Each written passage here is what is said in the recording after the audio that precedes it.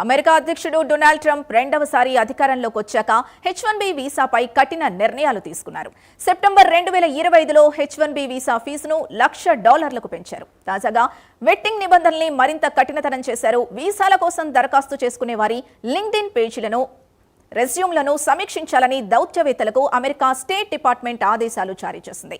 Walk స్వాతంత్రాన్ని అణిచివేసేలా censorship ని అమలు చేసుకునేందుకు గతంలో పనిచేసినట్లు తేలినా అటువంటి వ్యక్తులకు వీసాలు ఇవ్వకూడదని స్టేట్ డిపార్ట్మెంట్ మెమో జారీ చేసింది.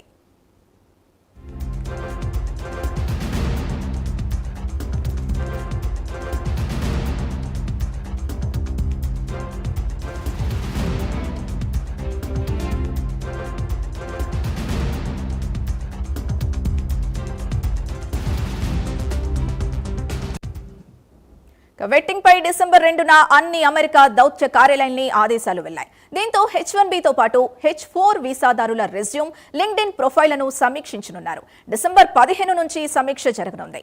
విద్యార్థులు, ఎక్స్చేంజ్ విజిటర్లపైన పరిశీలన ఉండనుంది. వీసాలను దరఖాస్తు చేసుకునేవారు తమ సోషల్ మీడియా ఖాతాల ప్రైవసీ సెట్టింగ్లను పబ్లిక్ చేయాలని అమెరికా ఆదేశించింది.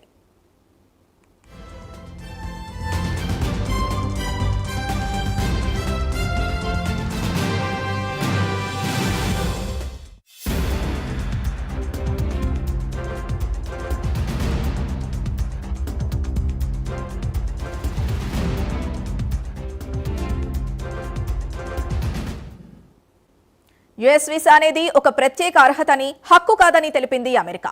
దేశ భద్రతకు ముప్పు కలిగించే వారిని గుర్తించేందుకు అందుబాటులో ఉన్న అన్ని సమాచారాల్ని జల్లెడపడతామని అధికారులు తెలిపారు. ఇది జాతీయ భద్రతకు చెందిన నిర్ణయం అన్నారు. తాజా నిర్ణయంతో వీసాకు అప్లై చేసిన వారి సోషల్ మీడియా ఖాతాల్ని పరిశీలించనున్నారు అధికారులు. నిపుణులైన విదేశీ కార్మికుల్ని H1B ప్రోగ్రాం ద్వారా అమెరికా కంపెనీలు ఉద్యోగాల్లో నియమించుకోవచ్చు. వీసాను పొందే వారిలో భారత్, చైనాకు చెందిన వాళ్లే ఎక్కువగా ఉన్నారు.